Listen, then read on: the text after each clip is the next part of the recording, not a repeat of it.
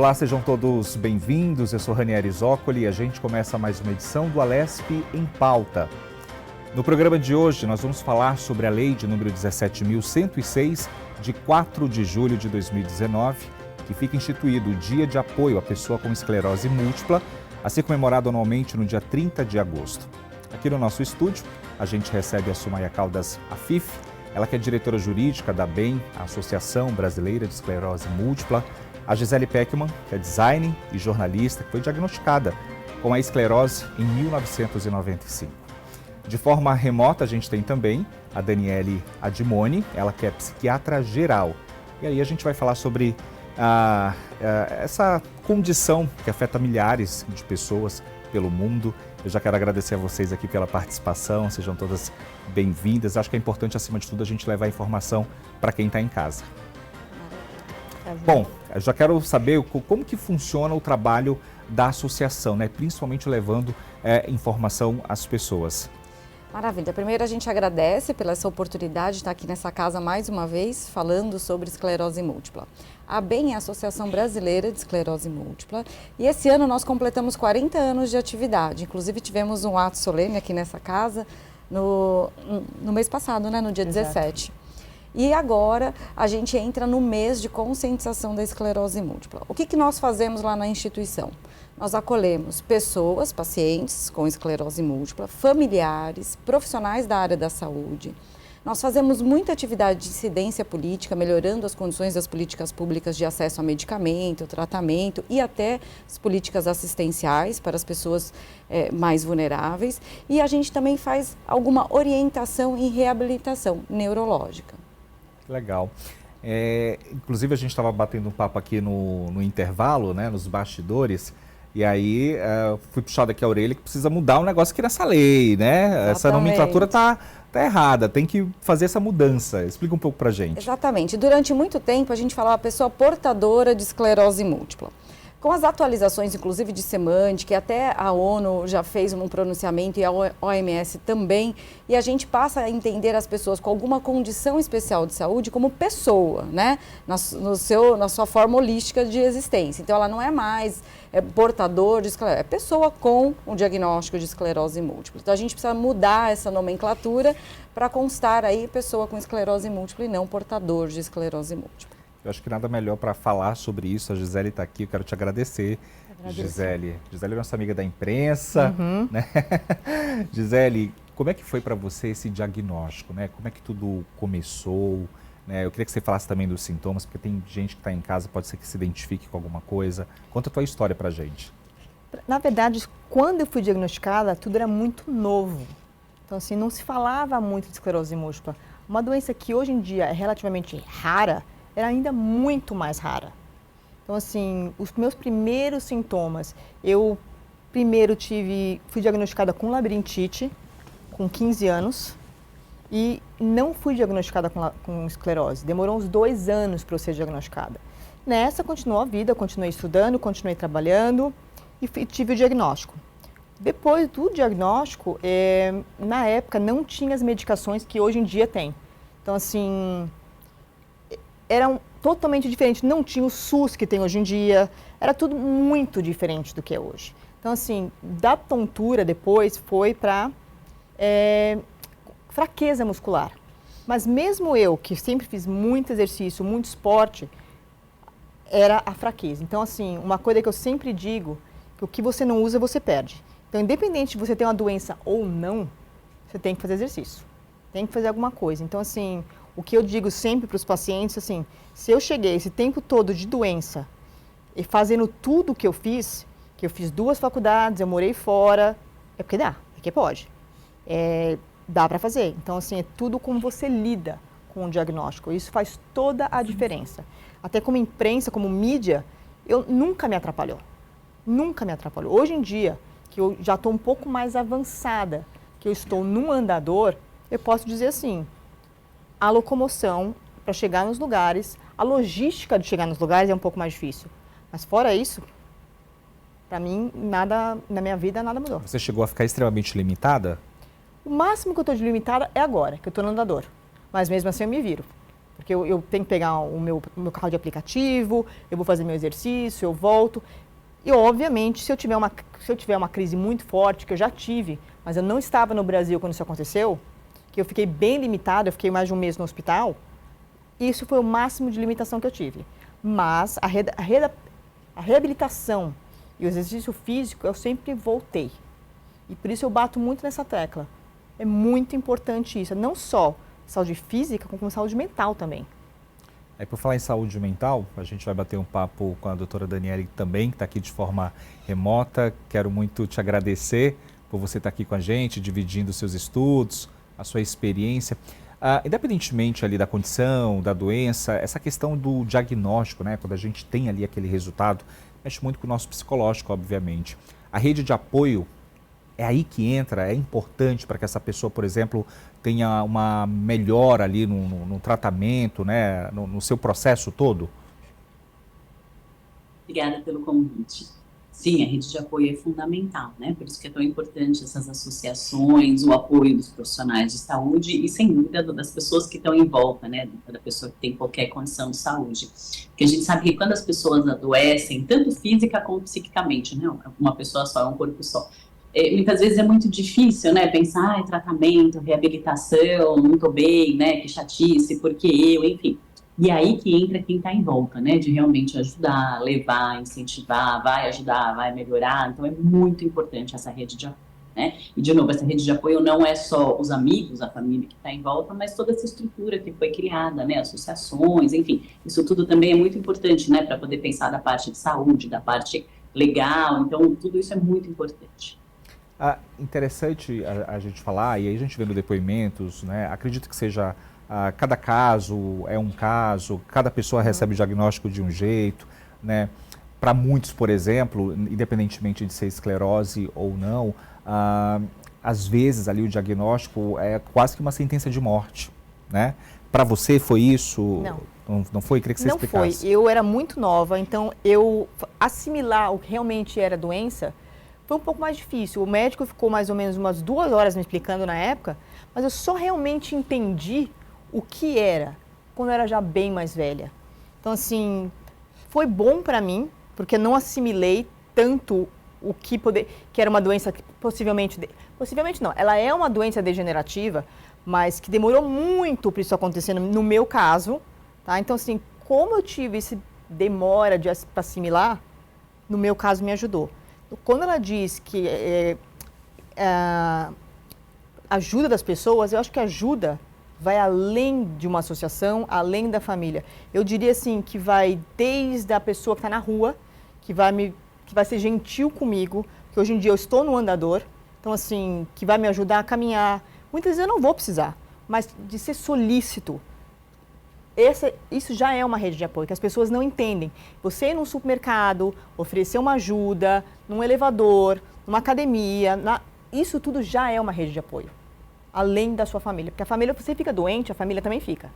Porque eu noto, às vezes, que a minha família, às vezes, sente mais do que eu.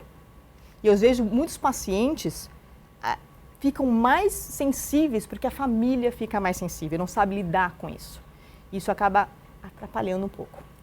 Quando a gente fala de pai e mãe, né, Daniele, é aquilo, né? Acho que nenhum pai, nenhuma mãe quer ver o filho ali sofrer. E é bem isso que a Gisele está falando, né? Geralmente ali a família parece que sofre mais, a gente tem aquele sentimento que eles estão sofrendo mais do que a gente. E aí fica isso, né? A gente não quer sofrer, para a família não ver a gente sofrendo. Como lidar com tudo isso? Com ajuda, né? Então é isso, assim, algumas vezes a família adoece junto, a gente tem famílias que são muito bacanas e conseguem bastante ajudar as pessoas, né? E outras que acabam adoecendo e aí a gente precisa de uma ajuda externa. E aí que entra essas associações e principalmente a terapia, né? Eu vejo que a terapia ajuda muito as pessoas a lidar com essas questões, né? Com o inesperado, a gente tinha um projeto de vida e de repente vai ter que fazer coisas diferentes e como lidar com tudo isso, né? E para a família, com as expectativas em relação àquele filho, àquele irmão, então nessas horas é muito importante essa ajuda externa. Sumaia, qual que é o principal desafio das pessoas que chegam pedindo ajuda de vocês na associação? A gente tem uma porta de entrada bastante complexa na instituição, porque muitas vezes quem nos procura não é o paciente, é o familiar, é um amigo, é uma pessoa que não consegue lidar com a condição do seu próximo. Porque muitas vezes, para ele, ter o diagnóstico não foi o grande problema da vida, né? E muitas vezes a família acaba trazendo essa carga emocional um pouco mais pesada. Então, essas pessoas chegam primeiro na instituição, são acolhidas pela equipe de serviço social, nós orientamos essa família e articulamos essa família dentro da própria estrutura da instituição, com acompanhamento com psicólogo, com médicos psiquiatras, e depois convidamos esse paciente a conhecer o que a entidade pode oferecer. E dentro dessa oferta de serviços, a gente oferta também o convívio social, que muitos pacientes acabam se isolando. Talvez eu diria que o maior desafio da gente enquanto instituição é a inclusão, né? Dele poder se sentir uma pessoa igual na sociedade. A gente discute muito equidade, né? De que a gente tenha um tratamento equânime para essas pessoas no mercado de trabalho. Que a gente não tenha diferença aí numa competição por uma disputa de vaga, que essas pessoas possam ter o maior tempo de vida econômica e social independente, que ela possa ir no seu cinema, passear, viajar. As mulheres que querem ter filhos, a Gisele tem uma história de que antigamente os médicos não recomendavam a gravidez para as pessoas com esclerose, para as mulheres, né? Hoje isso já não é uma verdade, hoje a gente tem tratamentos que permitem que o paciente continue usando os medicamentos e ainda assim tenha sua gestação de forma tranquila. Esse apoio que a instituição dá é nesse sentido, que a pessoa se sinta realmente empoderada. Eu não gosto muito dessa palavra do empoderamento, mas nesse momento eu acho que cabe, né? Que ela se sinta ali protagonista da sua própria vida, que ela não fique refém do seu diagnóstico. Quando a gente fala dessa questão, a gente vai tocar nesse assunto, obviamente a gente vai sempre voltando, né? Mas quando a gente fala, a Gisele falou que muita coisa mudou de 95 para cá, é óbvio. E quando a gente fala de tratamento, o Brasil deixa ali a desejar com relação a outros países, por exemplo? Não deixa em relação à oferta dos medicamentos. É um papel muito importante da ABEM, eu faço a parte de Helgov e Advocacy, eu faço acesso ao governo diretamente. Hoje a gente tem um protocolo de tratamento com bastante oferta de medicamentos, mas a gente, ao contrário do resto do mundo, a gente tem um protocolo em linhas de tratamento. Isso, aí a Daniele pode até, como médica também, fazer algum apontamento, limita um pouco o médico na hora de escolher a melhor conduta terapêutica para aquele paciente.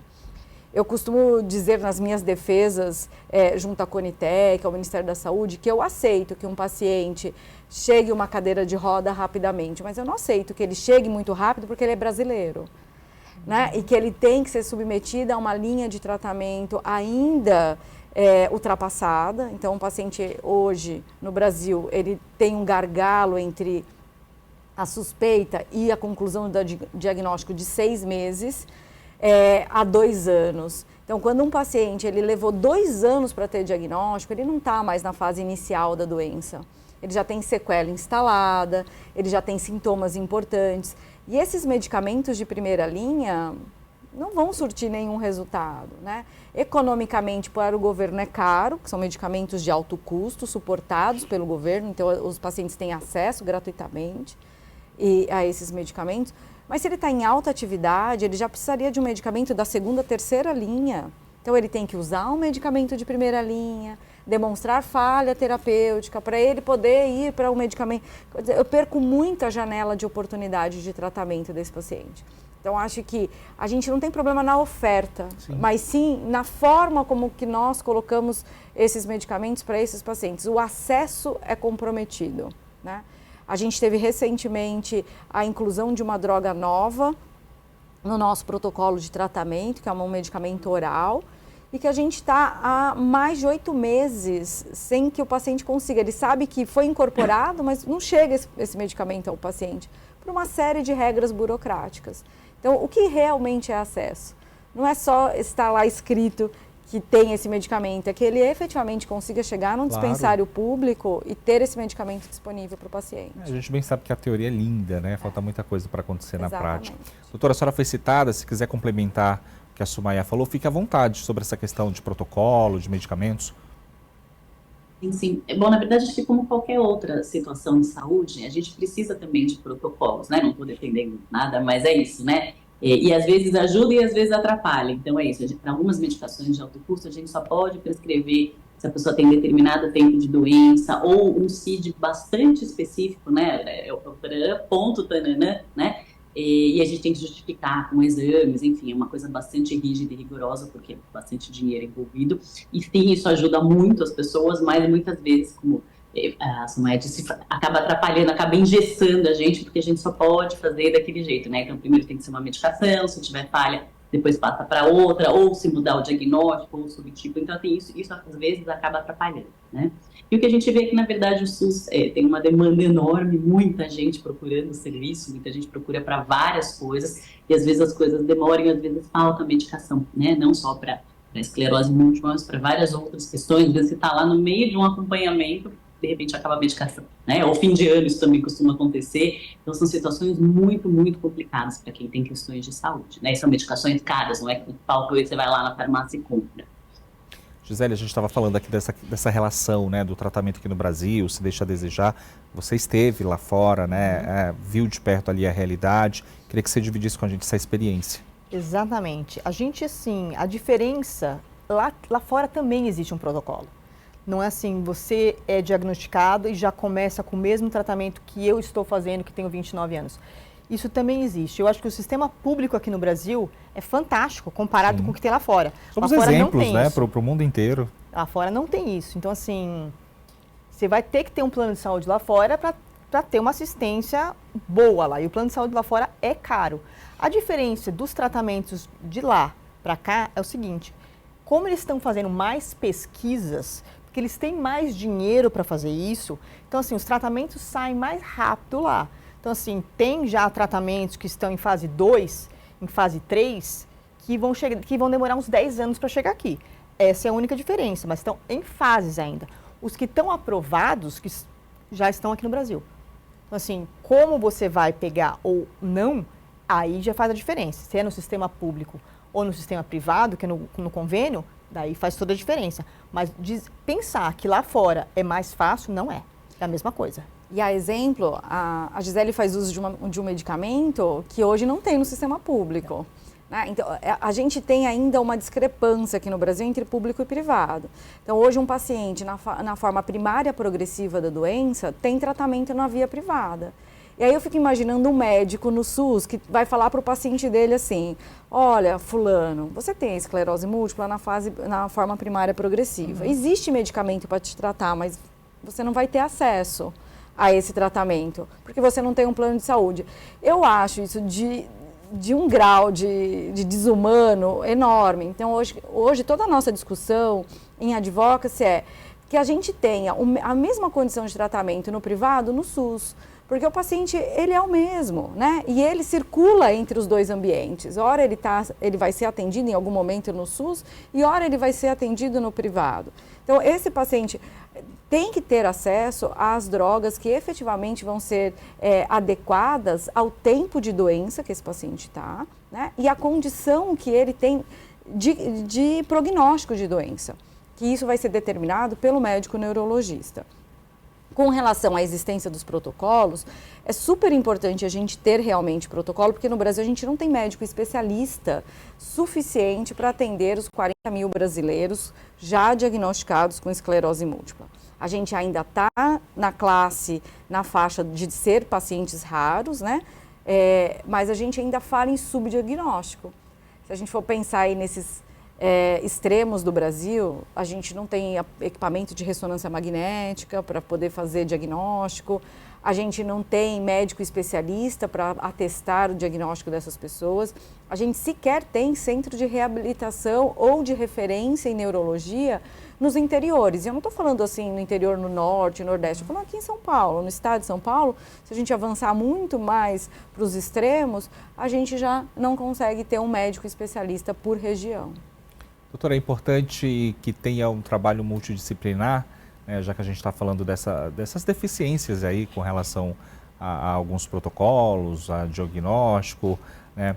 É importante também a gente dar uma ênfase aí, muita gente fala, né, que muita coisa mudou dessa pandemia ou do boom da pandemia para cá, né? Inclusive eu vi um comentário de uma pessoa que foi diagnosticada com esclerose múltipla na internet E aí ela falando, né, contando a história dela e falando assim, eu fico imaginando uma pessoa com diagnóstico antes da pandemia e depois da pandemia. Pela sua experiência, né, talvez seja mais forte, algo mentalmente falando. O que a gente destaca sobre isso? Linkando a pandemia com os diagnósticos de agora, né, é diferente, não é? Eu acho que a pandemia, a única coisa boa é que se pôde pensar um pouco a saúde mental, né? Há muito tempo a gente vem adoecendo do ponto de vista de saúde mental e não se falava, não se olhava, não se pensava. E com a pandemia ficou impossível não olhar para isso, né? Eu falo que a gente teve aí uma epidemia de saúde, a gente tem uma epidemia de saúde mental. Então, com isso, a gente consegue pensar o que está acontecendo, exatamente o que a gente está fazendo aqui, né? A gente tem, por exemplo, uma doença, mas essa doença também afeta as pessoas psiquicamente, aquela pessoa, a família daquela pessoa. A gente tem isso reverbera de várias maneiras, e de saúde mental isso nunca foi pensado, né? E agora, com a pandemia, isso pode ser olhado, pode ser pensado. Então, quando você fala, por exemplo, de um apoio, né, multiprofissional, sem dúvida, a gente precisa de um apoio de alguém de saúde mental, como a gente estava falando antes, né? Para a pessoa ou para a família, para poder pensar toda essa situação, para poder agir, né, tudo que precisa ser feito. E especificamente no caso da esclerose múltipla, o profissional de fisioterapia é muito importante, né? Como a Gisele estava comentando, a reabilitação muscular, a parte física é fundamental nesses casos, né? Que pode fazer atividade física, mas de poder realmente reforçar essa musculatura para poder ter a maior independência possível, para poder, a gente fala atividade de vida diária, né? Para que a pessoa possa fazer isso com a maior independência possível. Então, não fica só na questão do médico, a gente fala de vários profissionais que acabam entrando nesse acompanhamento. Eu acho que é isso, né? E quando... Eu sei que nem todo mundo tem acesso, né, ali à saúde, como a gente está falando aqui, né, doutora? Mas, assim, sentiu alguma coisa de diferente? A Gisele percebeu aqui que não era só uma labirintite, por exemplo, podia ser algo mais. Buscar um especialista, buscar um médico, buscar informação acima de tudo, né, doutora? Sem dúvida. Eu acho que a grande questão na esclerose múltipla é que os sintomas são muito específicos no começo e ele evolui em surtos, né? Então, você tem ali até 4 semanas, mais ou menos, de fraqueza, tal, e depois o negócio melhora e a gente não vai dando muita bola, vamos dizer assim, né? Continua tocando a vida. E, às vezes, a gente faz o diagnóstico errado mesmo. Sei lá, estou com tontura, não estou enxergando direito, estou com fraqueza, pode ser isso, pode ser assado, né? E aí, lá para frente, quando a gente olha para trás, a gente consegue realmente fazer o diagnóstico. Foram tantas crises, de tanta maneira, realmente agora eu consigo fazer, sei lá, uma ressonância, poder pensar um pouco melhor isso. Mas o diagnóstico inicial é um pouco difícil, e é isso que a gente está falando, né? Se você não é um médico especialista, você vai pensar em milhões de outras coisas mais corriqueiras, né? Mais comuns, que justifiquem aqueles sintomas que são inespecíficos no começo. Eu acho que isso acaba atrapalhando um pouco esse diagnóstico inicial, né? Mas, sem dúvida, é muito importante procurar um profissional quando a gente tem algum sintoma, quando tem alguma coisa diferente acontecendo no nosso corpo, e do ponto de vista mental, a gente precisa, sim, sem dúvida, procurar ajuda. No primeiro momento, Gisele, você conseguiu ali, já com o diagnóstico em mãos, aceitar essa doença? Para você foi difícil? Como eu te disse, eu era muito nova, então para mim foi me dado o diagnóstico. Na época me disse, você vai ter que fazer tratamento pro resto da vida. E para mim, como eu não tinha nada para questionar na época, eu aceitei rápido. O que eu vejo muito hoje em dia é o diagnóstico de esclerose múltipla e o diagnóstico de ansiedade se misturam. Então, assim, para o primeiro diagnóstico, muitas vezes o paciente é considerado uma pessoa com ansiedade. Então, assim, você só tem ansiedade. Assim, vai mais a fundo. Depois que você já é diagnosticado, muitas vezes o que você sente não é os sintomas da esclerose, os sintomas da ansiedade social de ter esclerose. Então, assim, são duas patologias que caminham muito juntas, que é a ansiedade e a esclerose. Então, assim, muitos dos sintomas de ansiedade são os sintomas da esclerose. Porque a gente estava falando de sair de casa, por exemplo. Sair de casa, o mais difícil não é a esclerose, é a ansiedade de ter que sair de casa devido a sequelas. É isso que dificulta mais. Então, assim, as pessoas se isolarem, a partir do momento que elas têm um pouco de sequela, é normal, porque você não quer ser visto a princípio. Vou ser bem sincero, existe uma dificuldade muito grande em se reconhecer como uma pessoa com deficiência, tá? Então, assim, já cria uma ansiedade em ser visto. Você acaba tendo ali uma fobia social, não é, doutora? E faz sentido isso que a Gisele está falando? Na verdade, assim, o transtorno de ansiedade social é diferente, né? não tem a ver justamente com uma questão clínica, é um pouco diferente o diagnóstico, mas é isso, né? Eu acho que as limitações, a gente se dá conta das nossas limitações, como a Gisele estava contando, essa dificuldade de, às vezes, sair, não conseguir, às vezes, entrar num carro, pegar um elevador, as pessoas estão muito pouco empáticas, principalmente numa cidade grande como São Paulo, né? Tá todo mundo com pressa, um atropelando o outro. Isso sim limita, né? Então, a gente não chama isso de um transtorno de ansiedade social, mas a gente ter uma limitação e muitas vezes a gente precisar depender um pouco do outro, né, ou um pouco da paciência do outro, isso sim acaba trazendo uma limitação muito grande. E é aí que entra tudo que a gente sempre fala de inclusão, né? Não é só ter o acesso, mas que a coisa possa acontecer como um todo, né? Que eu consiga chegar, por exemplo, no meu serviço de saúde, que eu tenha um transporte, que eu consiga andar na calçada, que eu não seja atropelada lá no farol. Então, assim, isso depende de muitas coisas e principalmente de muitas pessoas. Gisele comentou aqui com a gente sobre pesquisas, né? O bom seria se tivesse mais investimento. A gente fala de pesquisa desde a época da pandemia, né?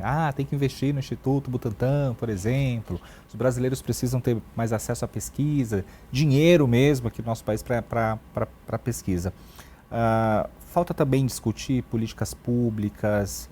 A gente falou de desafios, mas acho que ainda tem tanta coisa, né, Sumaia?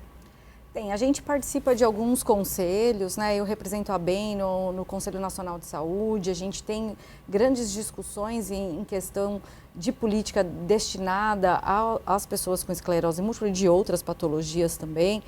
Eu acho que a gente está num caminho um pouco mais próspero aí da gente encontrar uma sociedade mais justa e mais fraterna. Eu acho que ainda falta para o Brasil realmente um estímulo financeiro, né? Essas grandes drogas capazes realmente de modificar o curso natural da doença acabam sendo financiadas pela indústria farmacêutica, porque são bilhões, né, de investimento. A gente não tem esse nível de pesquisa pública e muito menos numa associação de pacientes, que a gente não teria nem recurso para tanto. E eu acho que o mais importante é a gente trazer para essas discussões a conscientização. A doutora falou recente, a Gisele falou da dificuldade enquanto pessoa, mas quanto mais a gente tiver espaço para falar sobre a esclerose múltipla, menos rara ela vai se tornar. E mais fácil a pessoa vai ver que aquele sintoma pode sugerir uma doença neurológica, que pode não ser esclerose múltipla, mas tem tantas outras, né? E que ele possa chegar numa atenção primária, num pronto-socorro, numa UPA, e ele poder falar para aquele médico que aquele sintoma dele pode ser neurológico, que aquele médico pode então encaminhar ele para um médico especialista. Essas campanhas de conscientização não só fortalecem a pesquisa clínica, fortalecem a construção das políticas, mas fortalece o diagnóstico, que é o que a gente mais precisa hoje, né? Diagnosticar rápido para tratar rápido essas pessoas e deixar com que menos sequelas incapacitantes sejam acometidos nesses pacientes. Bom, a gente encerra o primeiro bloco desse programa. Antes eu quero me despedir da doutora, que tem outros compromissos. Doutora, muito obrigado. Queria que a senhora deixasse então aqui uma mensagem final para a gente. Primeiro, obrigada pelo convite. Eu acho que é importante isso que a doutora Sumaia está falando. Quanto mais a gente fala, quanto mais a gente pensa isso de trazer na mídia, das pessoas falarem, primeiro faz as pessoas terem menos preconceito. A gente vê muito isso, né? As pessoas têm medo, melhor não falar, melhor não saber, tal, é uma doença, né? O que é isso? Então, assim, quanto mais a gente sabe, melhor, né? E é isso, a gente pode pensar, a gente pode fazer um diagnóstico precoce, a gente pode pensar no outro, né? Tô vendo meu parente assim, eu tô vendo um amigo assado, né? Onde procurar ajuda, o que fazer, né? Bom, agora tem o que eu faço com tudo isso, né? Então, por isso que é muito importante poder falar isso na mídia, né? Que isso seja falado, que tenha um dia para poder se falar disso, porque isso ajuda muito, muito no diagnóstico precoce e em diminuir sempre o estigma de algumas questões de saúde. Muito obrigado, sucesso, e sempre que tiver uma novidade, vem aqui dividir com a gente, tá bom? Volto sim, obrigada. Olha, a gente vai para o intervalo e volta na sequência.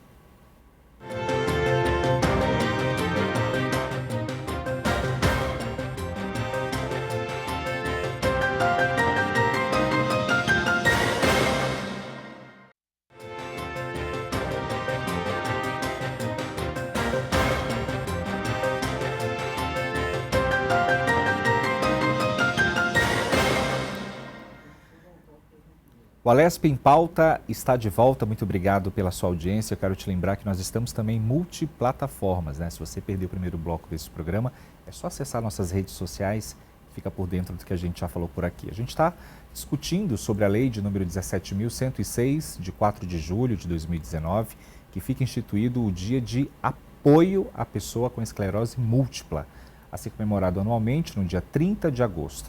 Aqui no nosso estúdio, estou batendo papo com a Sumaia Caldas Afif, ela que é diretora jurídica da ABEM, que é a Associação Brasileira de Esclerose Múltipla, e a Gisele Peckman, design e também jornalista.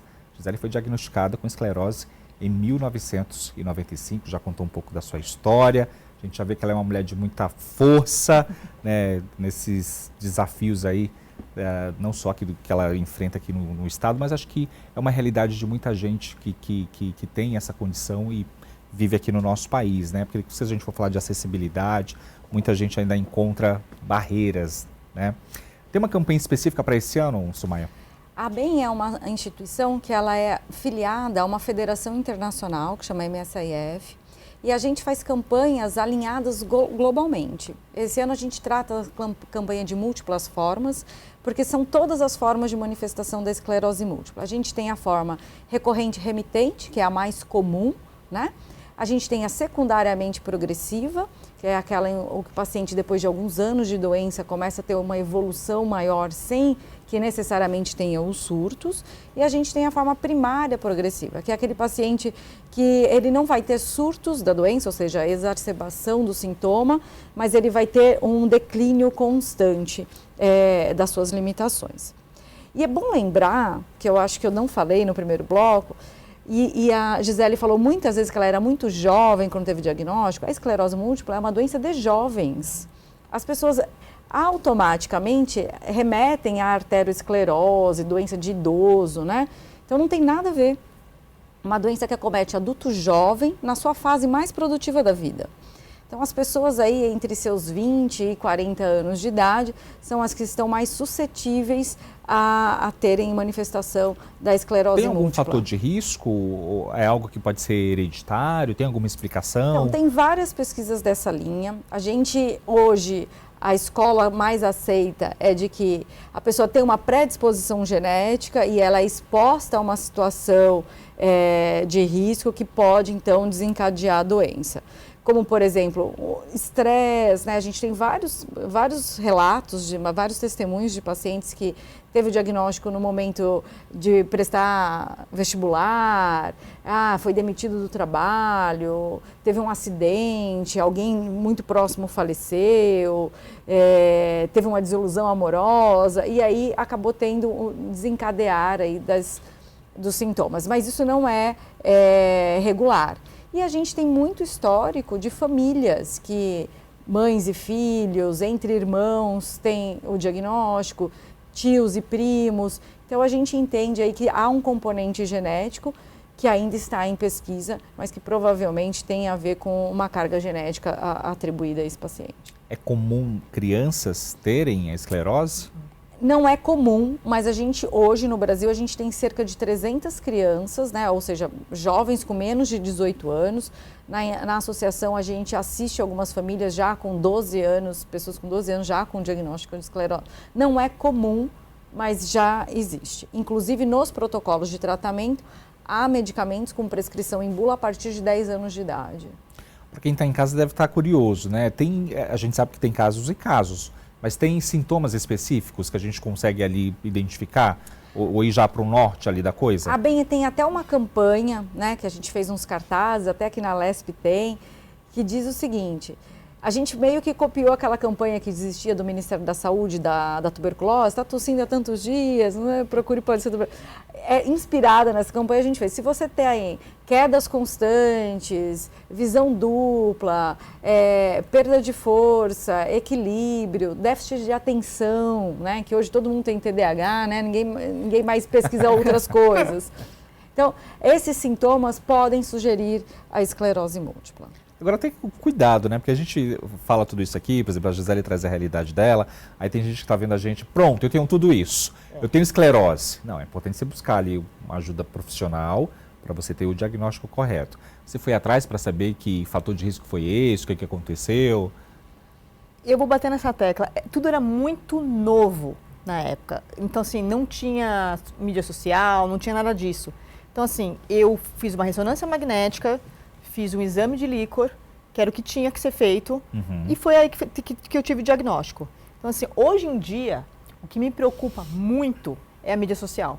Porque se coloca a esclerose múltipla como um problema, assim, uma sentença na mídia social.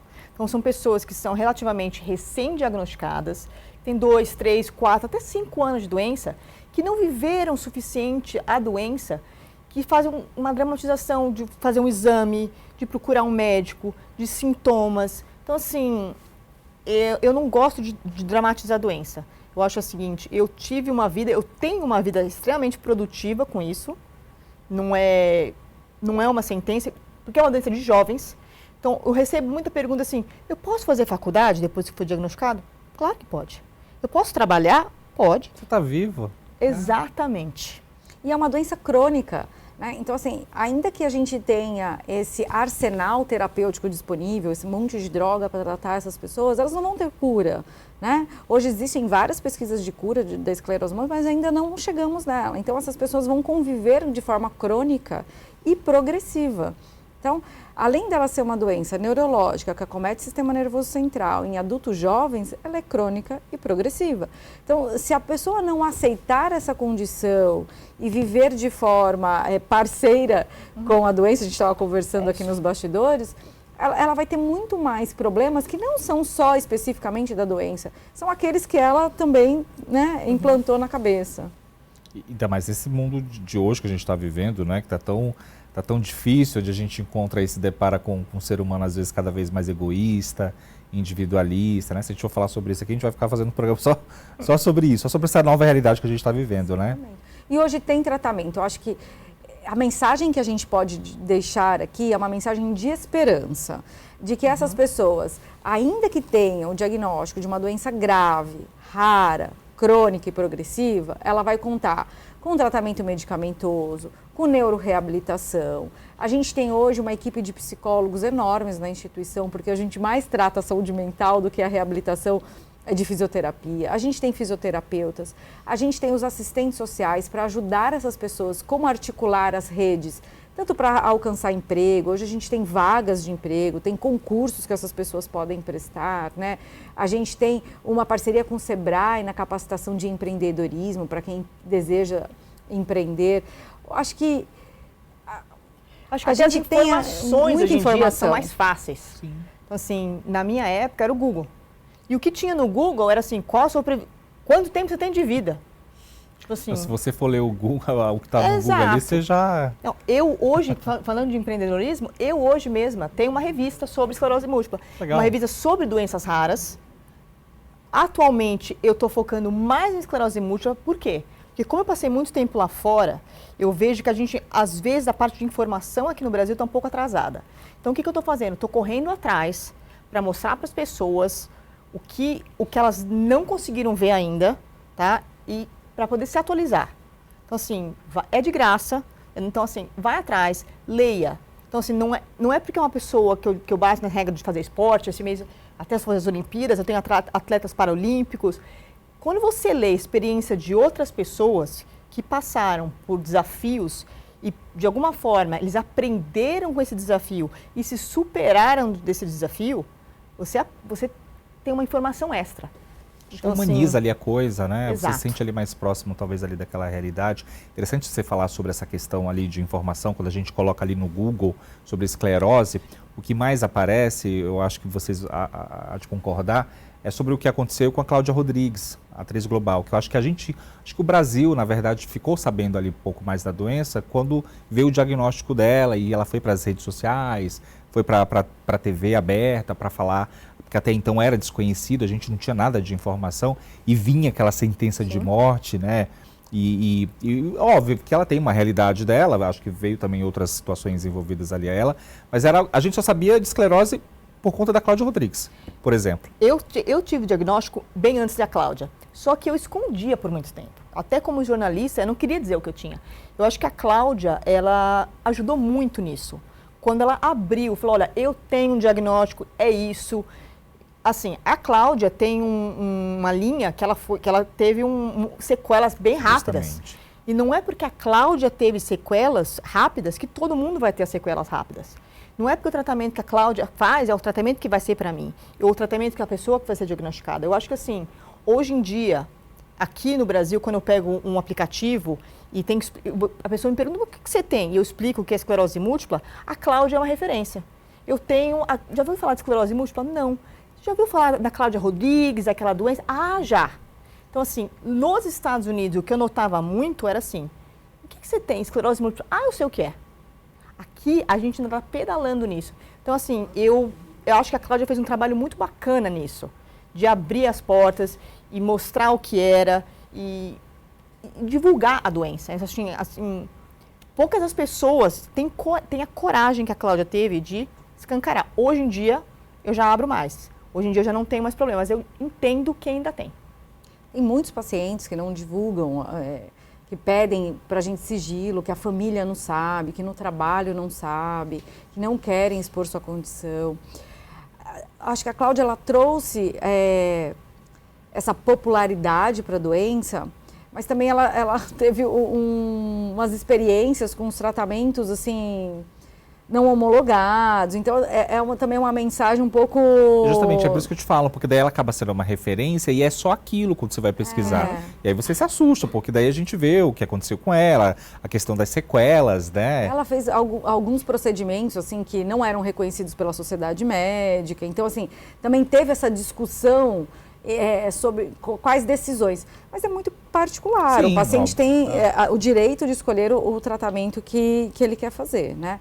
Óbvio que nós, enquanto instituição, e eu estou aqui representando uma instituição do tamanho da ABEM, né, que é uma instituição brasileira, a gente representa o Brasil nas ligas internacionais, a gente realmente informa os tratamentos que são cientificamente comprovados, né? Aqueles que realmente existe protocolo reconhecido pela sociedade médica, reconhecido pela OMS. A gente acabou de assinar uma declaração com a OMS, incluindo os medicamentos de esclerose múltipla na lista dos medicamentos essenciais. Então, assim, são vitórias que a gente traz por ciência, né, e não por achismo. Então, isso é importante também, porque nas redes sociais a gente vê de tudo, né? Sim. Toma chá de não sei do que, toma o suco no Y, faz 10 piruetas, assim. Alguma coisa que vai curar. Na esperança, assim. A pessoa no desespero, na esperança de ter uma cura, acaba fazendo muita coisa que é um chá que não vai adiantar, um exercício que não vai adiantar. Eu acho assim, a Cláudia fez um tratamento que aqui no Brasil não tem pesquisa, eu volto a bater nisso de novo. Porque o tratamento que ela fez de célula-tronco é um tratamento que fora do Brasil está sendo extremamente investigado. Ele vai funcionar 100%? Não necessariamente. Agora... Em quais manifestações da esclerose, né, ele vai funcionar? Entende?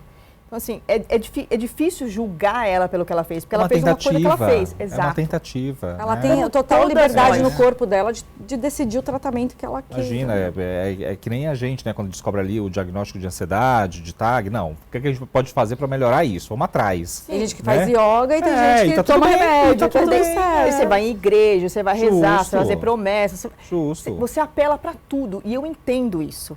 Porque assim, eu já passei por essa fase. Quando mais velha, eu comecei, por que eu? Não quando eu fui diagnosticado, porque quando eu fui diagnosticado eu não entendia direito. Quando mais velha, por que eu tive isso? Alguém da minha família tem isso? Não, ninguém da minha família tem isso. Da onde vem isso? Há uma doença que não se sabe de onde vem, não tem como se achar cura. É o que eles dizem muito lá fora. Hoje em dia, eles estão menos procurando uma cura. O que eles estão mais vendo medicações para você ter uma vida relativamente normal. Qualidade de vida, qualidade né? de vida, uma exatamente. Boa qualidade de vida. Acho que é o que todo mundo bate nessa tecla, né? Exatamente. Tudo bem, você foi diagnosticado, não tem cura, mas vamos tentar te dar uma vida melhor. E é isso que é discutido lá fora, né? Exato. Qualidade de vida lá fora, assim, eles batem muito nessa tecla. Então, assim, tem medicamentos agora que estão em fases que é de refazer mielina, que é a parte que tem um problema na esclerose. Então, assim, são essas coisas que eles estão se adiantando. Perdeu-se muito dinheiro procurando uma cura. Mas como você não sabe de onde vem, como é que você vai achar a cura? Então, assim, a gente tem muita coisa para aprender lá fora. A parte de, por exemplo, supermercados, bancos. Você ter que ir num lugar desse e não ter acessibilidade. Acessibilidade aqui é uma coisa muito difícil. Assim, às vezes uma vaga de deficiente não é usada por um deficiente. Ou às vezes a pessoa não é tão deficiente assim e já quer ser deficiente. Então a gente tem os dois paralelos. A pessoa que é deficiente e não quer ser deficiente e a pessoa que não é deficiente e quer ser deficiente. Então, assim, é uma linha muito tênue que a gente tem que se acostumar e trabalhar com isso. É muito complicado. É o que a gente discute entre ter privilégios e benefícios. Acho que tem a questão também da Gisele ter visto uma outra realidade fora, né? Você viveu lá em Los Angeles e culturalmente os Estados Unidos, óbvio, é bem diferente aqui da nossa cultura do brasileiro. Já começa por isso, né? Que o brasileiro tem essas crenças, né? De querer resolver tudo ali com o matinho que é encontrado lá na Amazônia, porque a fulana tomou e deu certo com ela. Então a gente tem essa coisa muito cultural, né? Esse choque ali de realidades e possivelmente... Uma coisa bem específica lá, você não precisa ter uma cota específica para a pessoa que tem deficiência. Porque a pessoa que tem deficiência lá é tão capacitada quanto os outros. E, assim, eu não preciso esconder do meu empregador que eu tenho esclerose múltipla porque ele vai me olhar torto.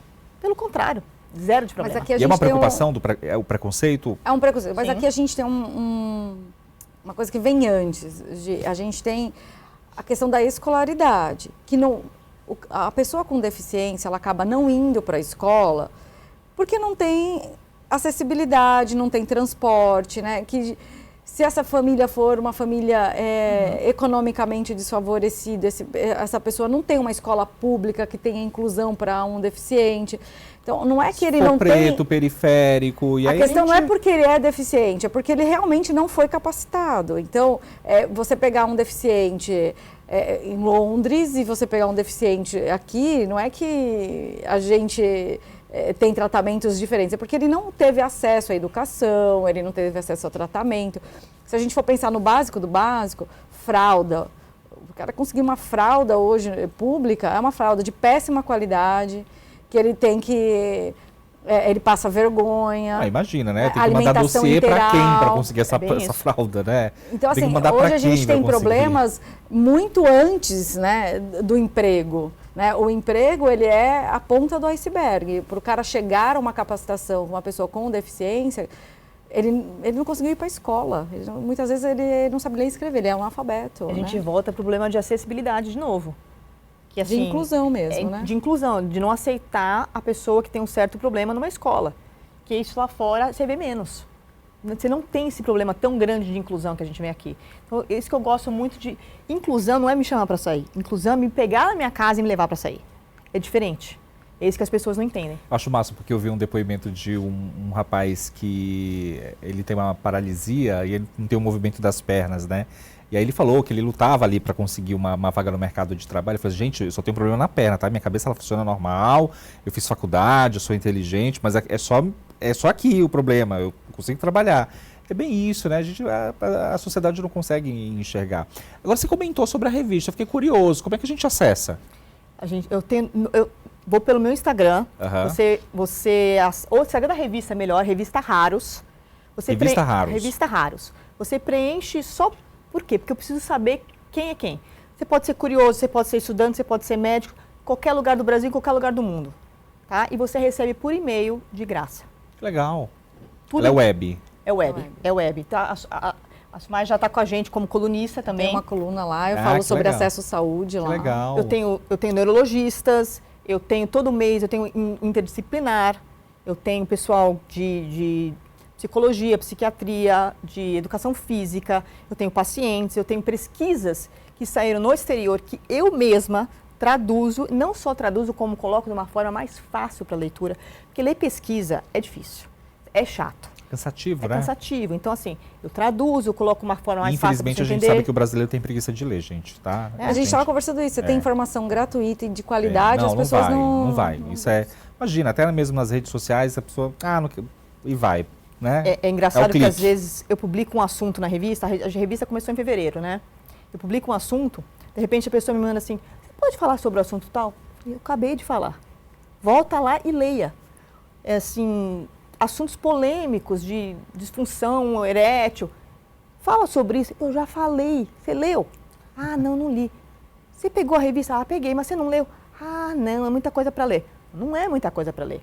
Eu, particularmente, faço questão de não ser muito longa, de ter uma linguagem fácil, de não ter linguagem em outra língua, a não ser assim, quando eu tenho um entrevistado americano ou um entrevistado europeu, daí até para eles eu coloco em 2 línguas. Mas caso contrário, eu estou te dando a informação, eu estou te mostrando o que você pode ter. Pessoas jovens, mães, o ponto de vista de todo mundo. E com propriedade, né? Porque Sim. você vive isso, acho que é o mais legal de tudo. A gente está tendo ali a informação de quem convive com Pra tudo desmistificar. isso, né? Justamente, quebrar tabus, acho que é o mais legal. Como é que você quer enxergar tudo isso? E aí você é bem humilde, daqui a 5 anos, por exemplo. O que a Gisele quer, né, sobre tudo isso que a gente está falando para daqui a 5 anos? Eu acho assim, agora no Brasil, por baixo, a gente teria 40 mil pessoas diagnosticadas. Para mim, o ideal seria que essas 40 mil pessoas tivessem acesso à revista.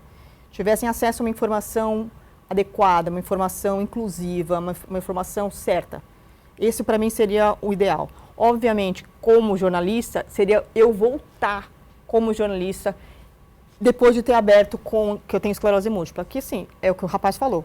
Eu posso não andar, mas o resto funciona. Então, assim, desmistificar. E bem, uma boa jornalista. Desmistificar a doença. Quem sabe voltar para a TV, para falar de saúde. Quem sabe? Né? Acho que está faltando mais isso, inclusive, né? Principalmente TV aberta. Falta mais informação. Como é que você quer enxergar tudo isso, Sumaia? Daqui a 5 anos. A gente trabalha com projeções por quinquênio mesmo. A gente pensa que nos próximos 5 anos a gente espera que a gente tenha protocolos de tratamentos mais eficientes, né, que a gente consiga mobilizar os recursos públicos para melhor tratar pessoas com esclerose múltipla no tempo oportuno. Né? Que não adianta nada essa pessoa levar 3, 4 anos para ter diagnóstico, conseguir entregar medicamento para ela, sabe lá Deus quando. Isso não, a gente não vai falar de acesso. A instituição, ao longo desses 40 anos, a gente vem acompanhando a dinâmica da evolução da sociedade.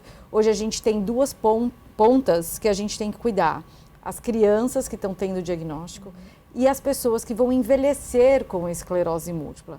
Como vamos tratar uma pessoa com esclerose múltipla e mais as patologias decorrentes do envelhecimento, né? A própria Ana Maria Levi, que foi a fundadora da ABEM, inclusive 30 de agosto era o seu dia de aniversário, portanto, em homenagem a ela, a gente colocou o dia como dia de conscientização nacional da esclerose múltipla.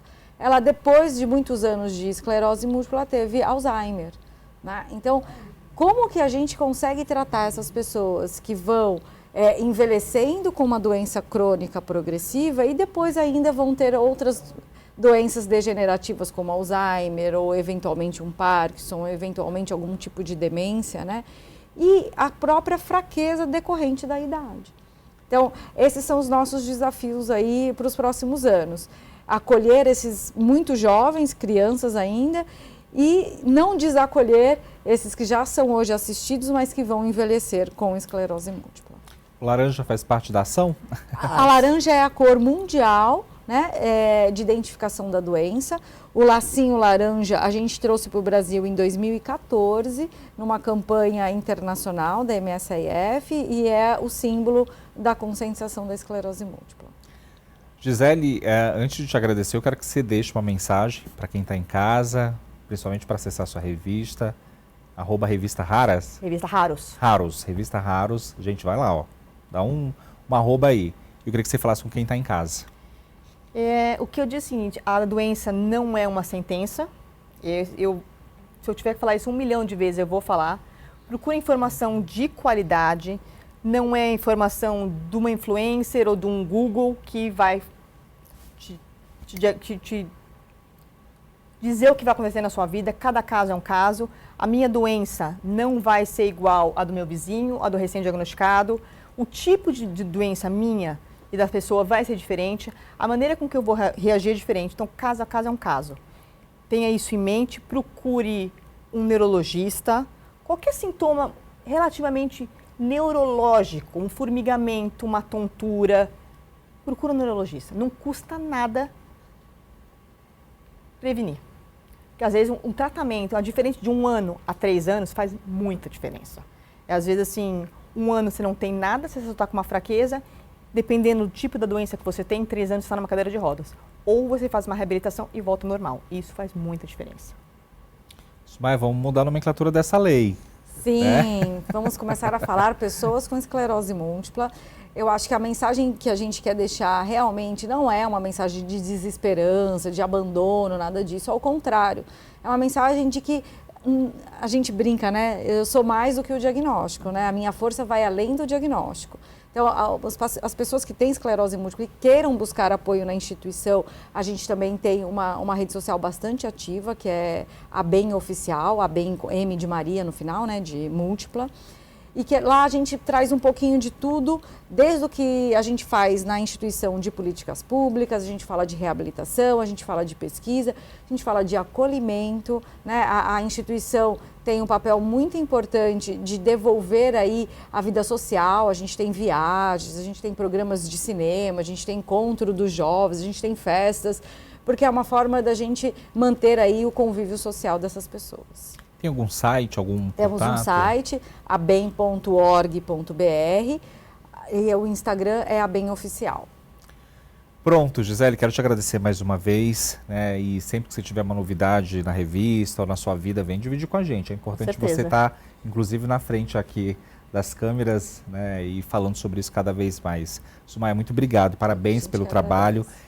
A gente até deixou de falar aqui, mas ainda dá tempo da gente falar que eu acho que é um trabalho multidisciplinar, é um trabalho de vários esforços, não é um trabalho sozinho, né? Não, e aí fica conta... à vontade para você mandar um abraço aí para todo mundo, né? Claro, a gente tem uma equipe de 40 funcionários hoje na instituição, fora os voluntários, né?